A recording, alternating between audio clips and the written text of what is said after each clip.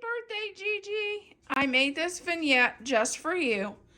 As we know, you love red, so I decided to use red and black to celebrate you on your wonderful birthday. I hope you have a wonderful day, and I hope you have a very, very blessed year. And I'd also like to shout out Grandma Sandy, which is everybody's grandma on YouTube, and she is the sweetest lady there is. I think when God created Grandma Sandy, they sure put way too much honey in that lady, because she's just the sweetest thing there is. Love her. Gigi, I don't know you very well, but if you're Grandma Sandy's friend, you have to be wonderful, and you are definitely a friend of mine.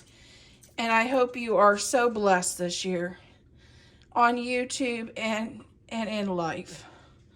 And hope you have a wonderful, wonderful birthday. And I hope you have many people celebrating you today. Here is my vignette. I started off with just a red charger plate.